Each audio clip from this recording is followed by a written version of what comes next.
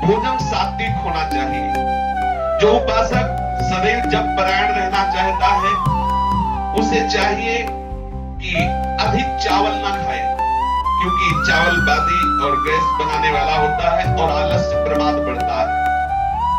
और मूंग की दाल, पतली रोटी या भिक्षा की रोटी या कोई सब्जी एक वक्त या 2 वक्त थोड़ा थोड़ा करके पाले। रात में दूध उतना ही गर्म पिए जितना सहज में पिया जा। अधिक चाय जैसा गर्म पिएंगे तो ब्रह्मचर्य नाश का कारण बन जाएगा। मीठा और नमक अगर छोड़ दो तो बहुत अच्छा है, नहीं तो बहुत कम से कम पाओ। अगर आपको अजबाजाब निरंतर भोजन करना है, चावल, खट्टा दही, खटाई, बहुत मात्रा में तेल, लाल मिर्च, मसाला, मूंगफली, गोभी, प्याज, लहसुन बिल्कुल नहीं पाना चाहिए। ये इसलिए वर्णन कर रहे हैं कि अगर आप मूंगफली पाओगे तो इसका परिणाम देखा गया है, ये कब्ज बनाती है, बहुत गर्म होती है, उपासक को बर्दाश्त नहीं हो पाएगा, उसके ब्रह्मचर्य को बर्दाश्त नहीं होगा। गोभी भी गैस्ट्रिक होती है। ये जितने पदार्थ लिखे हैं भजन में हानि करने वाले हैं। मांस आदि तो सर्वथा त्याज्य है, और प्याज लहसुन के लिए महापुरुषों से और शास्त्रों में लिखा पाया गया है कि जो प्याज लहसुन पाता है उसे अंत में प्रेत की योनि प्राप्त होती है। इसीलिए हमारे यहाँ खान पान में बहुत सावधानी का बर्ताव किया गया है। प्याज लहसुन आदि किसी भी तरह से हमारे उदर में नहीं जाना चाहिए। यदि आप भजन करना चाहते हैं तो भोजन के संबंध पर पहले विचार कर लीजिए, क्योंकि भोजन के रस से ही शरीर, प्राण और मन का निर्माण होता है। जो अशुद्ध भोजन करते हैं उनका शरीर अशुद्ध हो जाता है, उनके प्राण क्षोभयुक्त हो जाते हैं, चित्त में सदैव ग्लानि बनी रहती है। जिसमें ग्लानि होती है चित्त में, जो शरीर बोझा सा लग रहा है, प्रमाद छाया हुआ है, वो कैसे मंत्राकार वृद्धि कर सकता है। शुद्ध अन्न का भोजन करो। चित्त के मल का विक्षेप का निवारण केवल भोजन से ही हो जाएगा। आप केवल सात्विक, कम और शुद्ध भोजन करें। अगर सतोगुणी भोजन है, भूख से थोड़ा ज्यादा कर लिया जाए तो रजोगुण आ जाएगा। वही सतोगुणी भोजन यदि और ज्यादा कर लिया जाए तो तमोगुण बढ़ जाएगा। है सतोगुणी, लेकिन भूख से आप अधिक पाले तो रजोगुण, और अधिक पाले तो तमोगुण बढ़ जाएगा। सतोगुण भोजन भी तमोगुण बढ़ा देगा। अन्न का सबसे बड़ा दोष है अधर्म के द्वारा कमाया हुआ। अन्याय से, बेईमानी से, चोरी से, डकैती से, छल से जो धन कमाया जाता है, यदि वो अन्न कहीं साधक के शरीर में चला जाए तो मंत्र को बिल्कुल नहीं चलने देगा, रोक देगा। ये महापुरुषों के वचन है। जो हम गुरु मंत्र जपा जाप करना चाहते हैं, सतत जाप करना चाहते हैं, रोक देगा वो अन्न। आपको भजन में रुचि नहीं होगी। अन्न दोष महादोष है। चित्त शुद्ध का निर्माण करने के लिए हमें अन्न पर बहुत ध्यान देना चाहिए। जो लोग अन्य अन्य साधन तो संभालते रहते हैं लेकिन अन्न पर ध्यान नहीं करते, उनका साधन नहीं बनता है। अब हमें पता नहीं सामने वाला भंडारा गौ हत्या करके करवा रहा है कि किसी के मरने वाला करवा रहा है कि या किसी का संकल्पित करवा रहा है। वो दवाया 5 लाख दे दिए, संतों को पवाओ, संतों की बुद्धि क्या होगी, किस तरह का अन्न धन है, ये थोड़ा देखना चाहिए। अगर हमें पता ना हो कि किस उद्देश्य से भंडारा कराया जा रहा है, कौन करवा रहा है, तब तक नहीं पाना चाहिए। क्योंकि अगर वो वैष्णव नहीं है, वो किसी गलत आचरण से करके पवा रहा है, तो हमारी बुद्धि निश्चित गलत आचरण में हो जाएगी। निश्चित ठाकुर जी के महल में जो भोग लगता है वो वही पचा सकता है जो रात दिन वहां सेवा करता है। नहीं तो थोड़ा किनका प्रसाद लेकर के विरक्त हो तो माधुकरी वृत्ति से जो भी प्राप्त हो ठाकुर को अर्पित करके पाओ। क्योंकि मधुकरी महाप्रसाद है, परम शुद्ध अन्न है, उसमें किसी का अधिकार नहीं। जब दरवाजे पे जाके राधेश्याम बोलते हैं, जो टुकड़ा मिलता परम पवित्र, और गृहस्थ अपने द्वारा कमाए हुए, सतधर्म के द्वारा कमाए हुए धन से अपना उदर पोषण करे। अगर ऐसा करेगा तो मंत्र सहज में स्फुरित होगा। अन्न दोष होने से भजन में मन नहीं लगता, किया हुआ भजन का जो अनुभव वो भी छूटने लगता है। तमोगुण की वृद्धि हो जाती है। अधिकांश फिर साधक आलस्य और प्रमाद में पड़ करके गंदी क्रियाएं करने लगता है। देख लो, ये महापुरुषों के वचन है। यदि आपका आहार शुद्ध नहीं होगा तो प्रमाद, आलस्य और गंदे आचरणों में रति हो जाएगी। उसके चित्त का मल दूर होना तो दूर रहा और मल बढ़ने लगता है। अपनी कमाई का अन्न दूसरे का चित्त जिसमें ना दुखा हो, बेईमानी ना की गई हो, ऐसे अन्न से अपना चित्त शुद्ध करे गृहस्थ और सतत भजन करे और विरक्त सदैव माधुकरी वृत्ति से अपना उदर पोषण करे। वैष्णव जनों से, ब्रजवासियों से अन्न लेकर के आवश्यकता की सामग्री लेकर अपनी साधना में मगन रहे। भोजन में सबसे पहले बात देखनी है कि ये भोजन पवित्र है कि नहीं, किस उद्देश्य से दिया गया, तभी उपासक ले। माधुकरी में इसका कोई विधान नहीं। पूर्वज जो हमारे गुरुजन हुए हैं, माधुकरी वृत्ति में अगर कोई 4 रोटी और ढेर सारी सब्जी दाल और ये सब दे तो नहीं लेते थे, या तो आधी रोटी। हमारे गुरुदेव भगवान ने बताया कि वैसे उत्तम है 4 रोटी का 1 टुकड़ा, अगर ऐसा नहीं तो आधी रोटी, अगर ऐसा भी ना हो तो 1 रोटी। अगर 2 रोटी ले ली तो इसके बाद फिर माधुकरी वृत्ति ही नहीं मानी जाएगी। आप बैठ के पा लिया, फिर क्या, फिर 4 रोटी एक ही जगह से सब बंधवा लिया, ये नहीं।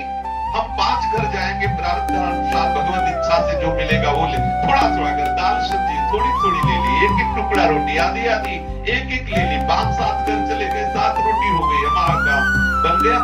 जो मनाया सो तो एक बार आज पाया, अगर बच गई तो कल पाया। माधुकरी में बासी अन्न नहीं माना जाता, माधुकरी को बासी नहीं कहते। महापुरुषों ने तो 10-10 दिन 20-20 दिन की रोटी मांग के लाके उसे टांग दी, उससे पाते रहे। जिसमें किसी का हक मारा गया हो, बेईमानी की गई हो, या किसी के संकल्प के द्वारा ऐसा पाने से साधक का मन जो है वो भजन से रहित होने लगता है। जब कभी तुम्हारा भजन छूटे और कामना जागृत हो तो 2 बात देख लेना, या तो भोजन गलत हो गया, वैष्णव अपराध बन गया, नहीं तो साधक जो भजन करता है उसका भजन छूटना और काम आदि दोष आना हो ही नहीं सकता। जहां भजन है वहां काम कहां है? अगर आ रहा है तो 2 बात देख लो, भोजन अशुद्ध हो गया या कोई वैष्णव अपराध बन गया। भोजन में 3 प्रकार के दोष माने गए हैं, जाति दोष, आश्रय दोष और निमित्त दोष। जाति दोष वो है जो स्वभाव से ही कई पदार्थों में रहता है, जैसे प्याज है, लहसुन है, शलगम है, गाजर है, ये जाति दोष युक्त आहार, इसे नहीं पाना चाहिए। जो शास्त्र कह रहा नहीं पाना चाहिए, बिना प्रश्न किए हमें छोड़ देना चाहिए, वो नहीं पाना चाहिए। प्याज, लहसुन, शलगम और गाजर ये जाति दोष पदार्थ है, इसे पाने से बुद्धि भ्रष्ट हो जाती है। देखो अभी पीछे निकला था कि जो प्याज लहसुन पाते हैं उनको मरने के बाद जो है वो प्रेत योनि की प्राप्ति होती है। प्रायः हर संप्रदाय में निषेध, हमें तो नहीं लगता किसी वैष्णव उपासना में या किसी उपासना में अगर प्याज लहसुन का तो कहीं हमने नहीं देखा। आदि गुरु भगवान शंकराचार्य की उपासना में पहले ही बोल देते हैं, तुम्हारे यहाँ अगर भिक्षा में प्याज लहसुन हो तो हमें मत देना। हमने देखा प्याज लहसुन गाजर ये जो निषेध है, शलगम आदि, ये हमें नहीं पाना चाहिए क्योंकि ये भजन विरोधी पदार्थ है। इस काम के कारण बहुत सी वस्तुएं अपवित्र हो जाती है। जैसे दूध है, शराबी के घर का हो तो नहीं पीना चाहिए, अब यहाँ तो मिलेगा ही नहीं क्योंकि सबके घर में शराब चलती है। जहां शराब की रसोई से वो दूध अगर ले गाय का भी तो अपवित्र हो जाता है, ये स्थान दोष से दूषित हो गया। मान लो शराब की बोतल वही रखी, वही गाय का दुहा हुआ दूध रखा है, इतनी अपवित्र है शराब की, वो दूध उपासक के पीने लायक नहीं रह गया। फिर सोचो जो शराब पीते हैं उनका हृदय कितना पवित्र होगा। और कहते हैं कि अरे क्या है, वो तो ड्रिंक करते हैं, यहाँ ड्रिंक करो ये, वहां यमराज में ड्रिंक करवाएंगे। जलता हुआ खोलता हुआ लोहा, भागवत में लिखा है, खोलता हुआ लोहा जबरदस्ती उसको पिलाया जाता है। लो गए थे भजन करने, जिभ्या से नाम जप नहीं किया, दूसरों का मांस खाया, शराब पी तो भोगो। अपवित्र हो जाता है वस्तु स्थान से। जैसे जिस रसोई में कभी मांस बना हो तो वहां का भोजन नहीं लेना चाहिए क्योंकि वो रसोई भ्रष्ट हो गई, वो रसोई हमारे भोजन के योग्य नहीं है। बहुत समय धीरे धीरे गलत आता जा रहा है। कहां माधुकरी मांगे? जो शराब ना पीता हो, जो मांस न खाता हो, जो ऐसे आचरण ना करता हो, उसके यहाँ अन्न लेने से हृदय बड़ा पवित्र होता है। अब प्रायः धीरे धीरे ये सब दोष आगे बढ़ते जा रहे हैं। और आश्रय दोष, जैसे जिसके घरों में कुत्ता है उसके घर से जो भोजन सामग्री, वो तो कुत्ता को ऐसे प्यार करते हैं जैसे गाय के बछड़े को प्यार किया जाता है। प्यार करना कोई दोष नहीं भी भगवान सबके अंदर वास करते हैं, लेकिन शास्त्र मर्यादा है। यदि रसोई में भोजन बन रहा और वहां कुत्ता चला गया तो भोजन ठाकुर के भोग योग्य नहीं रह गया, वो ठाकुर का भोग नहीं लगेगा, वो भिक्षा देने योग्य नहीं रह गया उपासकों को। अब यहाँ तो वही खंबे में लघु शंका कर रहा, वही बगल में रसोई है, वही चाट रख, कैसी है पवित्र। यही है कलयुग भगवान का। घर घर पे कुत्ता को द्वारपाल बताया गया है, दरवाजे के बाहर उसे भोजन दे दो, दरवाजे के बाहर उसकी व्यवस्था कर दो। जरूरी थोड़ी ठाकुर सेवा की जगह रसोई में और घर में सब जगह लेते उसे घूमो। एक मर्यादा है, शास्त्र मर्यादा है, पर वो भगवान कलयुग का प्रभाव है कि जो दरवाजे के बाहर वो दरवाजे के अंदर, जो दरवाजे के अंदर उनको दरवाजे के बाहर कर दिया गया। ये कलयुग का प्रभाव है। साधक को इन तीन दोषों का विचार करके ही भोजन करना चाहिए। अगर बहुत उसके घर में कुत्ते आदि ऐसा शराब पीना, मांस खाना आदि है, तो भले कोई हो, हमें उसके घर भिक्षा नहीं लेनी चाहिए, जानकारी कर लेनी चाहिए, फिर माधुकरी लेनी चाहिए। गौ का दूध और गाय का घी, सफेद तिल, मूंग की दाल, कंद, केला, आम, नारियल, आंवला और धान, जौ, जीरा, नारंगी, ये हविष्यान्न माने गए हैं। अगर इस अन्न का बना हुआ भोजन हो, इतने अन्न का, उनमें से आप लेकर पाए तो कुछ ही दिनों में अभ्यास करने पर आपका आजोबाजाप चलने लगेगा।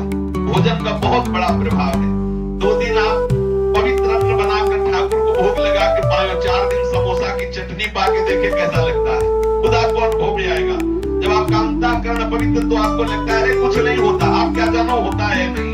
जिस पद्धति से कहे वैसे रहो, फिर पा के बताओ, तब आपको पता चलेगा कैसा प्रभाव है दूषित अन्न का। कभी भी बिना औषधि के शहद का प्रयोग उपासक न करें। शहद का प्रयोग केवल आयुर्वेदिक औषधि के लिए है। आप औषधि ले रहे हो तो शहद अनुपात से ले सकते हो, क्योंकि शहद मक्खियों का संग्रह किया हुआ आहार उनसे छीना जाता है। अगर आप केवल स्वाद दृष्टि से लेते हैं तो आपकी बुद्धि भ्रष्ट हो जाएगी, भजन में मन नहीं लगेगा। शहद औषधि के लिए केवल स्वीकार करने की बात कही गई है। और ये जो नमक है बहुत मात्रा में साधक न ले। पान बिना भगवत अर्पित किए हुए अगर पान है तो उपासक को नहीं पाना चाहिए। गाजर नहीं पानी चाहिए, मसूर की दाल नहीं पानी चाहिए, कोदो नहीं पाना चाहिए, माधुकरी रोटी के सिवा बासी अन्न नहीं लेना चाहिए, रूखा अन्न जो कब्ज बनावे नहीं पाना चाहिए, और जो अन्न में दुर्गंध आने लगी हो नहीं है तो उपासक न ले। पान बिना भगवत अर्पित किए हुए अगर पान है तो उपासक को नहीं पाना चाहिए। गाजर नहीं पानी चाहिए, मसूर की दाल नहीं पानी चाहिए, कोदो नहीं पाना चाहिए, माधुकरी रोटी के सिवा बासी अन्न नहीं लेना चाहिए, रूखा अन्न जो कब्ज बनावे नहीं पाना चाहिए, और जो अन्न में दुर्गंध आने लगी हो नहीं पाना। और जिन बर्तनों में अशुद्ध भोजन पका हो उन बर्तनों का भोजन नहीं लेना चाहिए। यदि हम भोजन संबंधी आवश्यकता ठीक से समझते हुए आहार करें कि ये हमारे लिए आवश्यक है, ये अनावश्यक है, और भजन में लगे